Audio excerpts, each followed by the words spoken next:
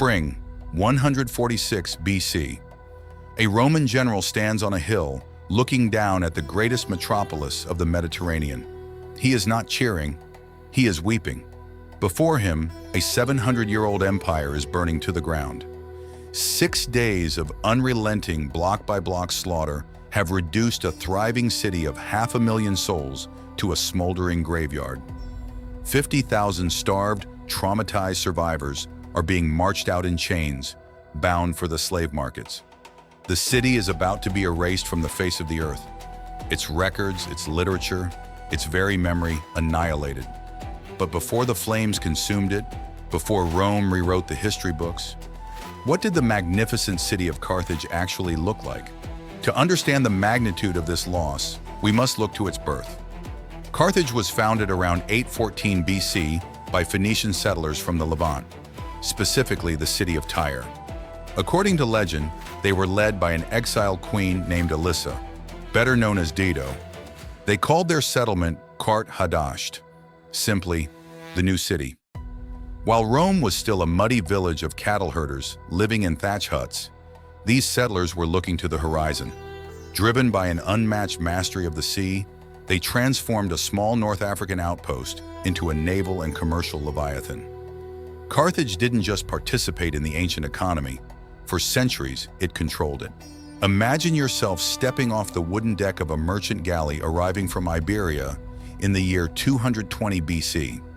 The warm Mediterranean breeze carries a rich, intoxicating blend of roasted almonds, dried figs, and the sharp, salty tang of the sea. As your ship glides into the massive rectangular merchant harbor, the sheer scale of Carthage takes your breath away. You are standing in a hyper-connected, globalized metropolis.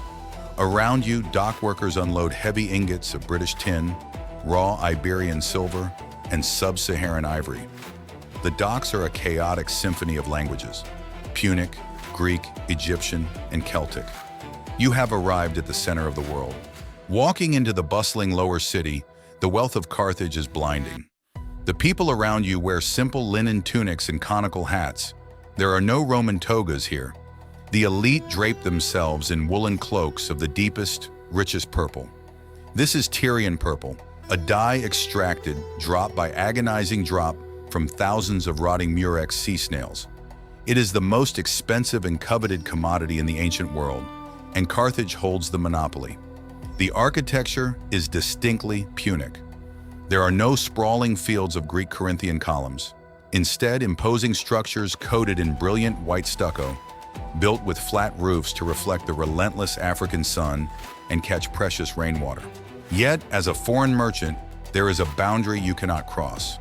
A massive double wall blocks your view from the merchant port.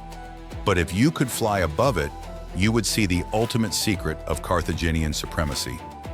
The Cathon, a perfectly circular military harbor, an absolute marvel of ancient engineering.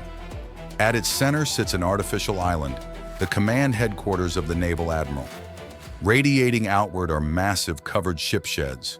Over 220 sleek, deadly warships sit fully rigged, ready to launch at a moment's notice. And these were no mere transports. The Carthaginian quincunxirem was the apex predator of the ancient sea. 5 banks of rowers driving a heavy bronze ram at the waterline, built to shatter an enemy hull in a single splintering charge. Carthaginian crews drilled the maneuver until it was instinct. Sweep alongside, retract the oars, and strike. From the open sea, this harbor is completely invisible. It is a loaded weapon pointed directly at the heart of the Mediterranean. Leaving the harbors behind, you ascend into the residential districts. Because space on this peninsula is strictly limited, Carthaginian engineers did something revolutionary. They built upward. You walk past massive, towering apartment blocks reaching up to 6 stories high, crisscrossed by a dense, mathematically precise grid of narrow streets. This is high-density urban living centuries before the Romans built their insulae. Further inland lies the lush suburban district of Megara, where the wealthy elite retreat to sprawling villas surrounded by meticulously irrigated orchards. The air is thick with the scent of olive groves, grapevines, date palms, figs, and pomegranates.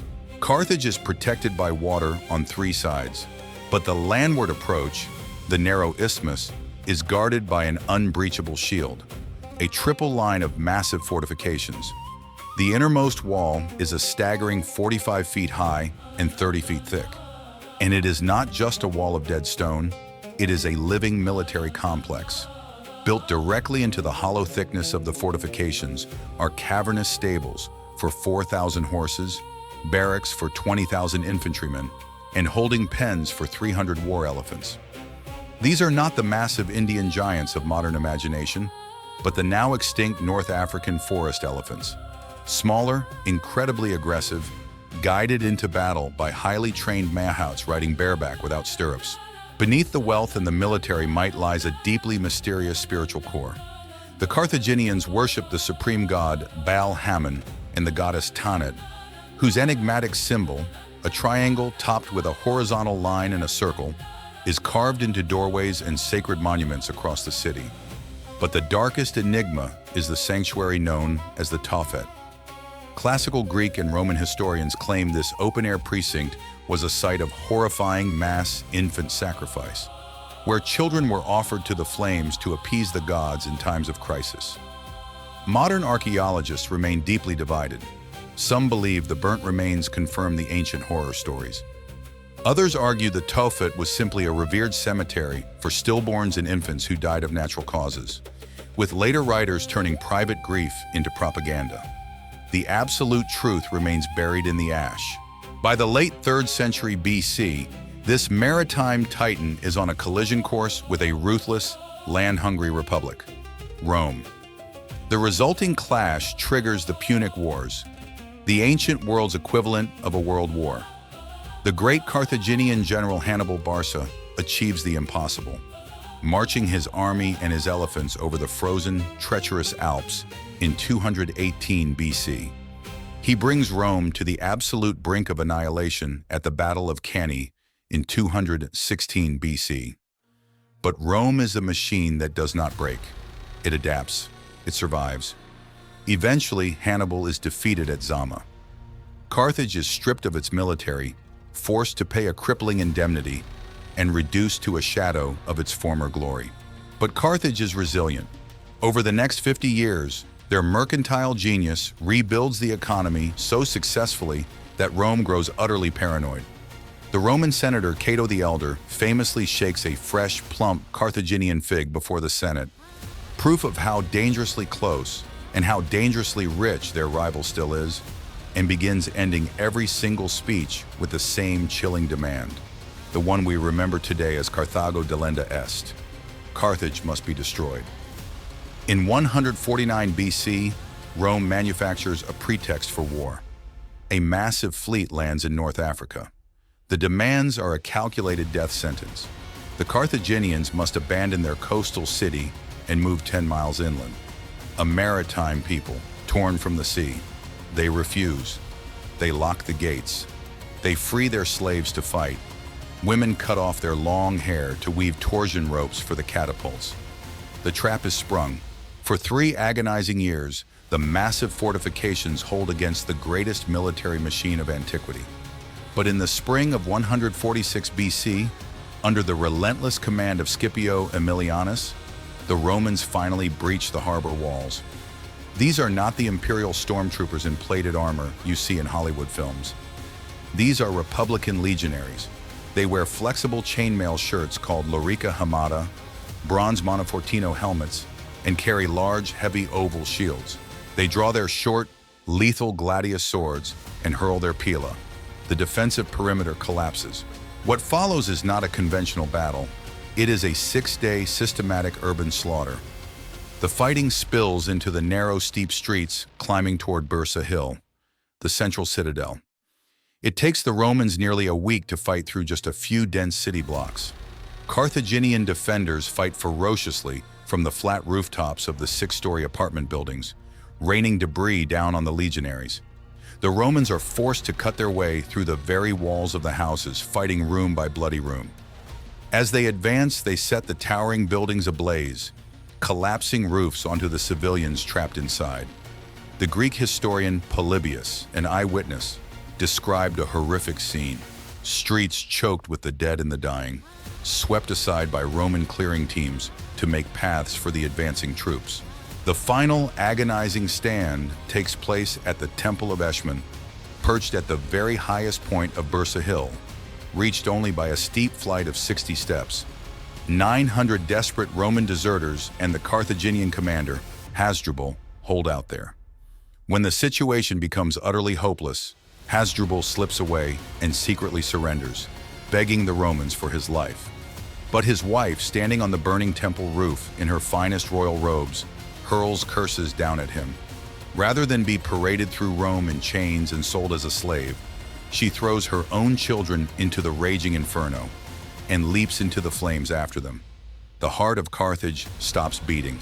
You have likely heard the famous story that the vengeful Romans plowed the earth and sowed the ground with salt, so that nothing would ever grow there again. It is a compelling, dramatic tale, and it is completely false. Not a single ancient source mentions the salting of Carthage. The myth was invented by scholars more than 1,000 years later. The truth is more terrifying in its cold efficiency. The city was meticulously, methodically dismantled, stone by stone, leveled to the bedrock.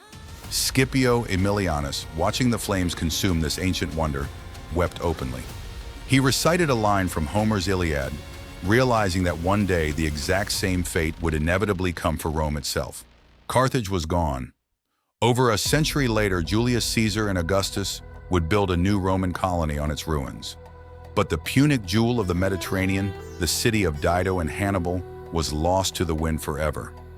Our modern world is built directly on top of the ashes of magnificent, murdered cities.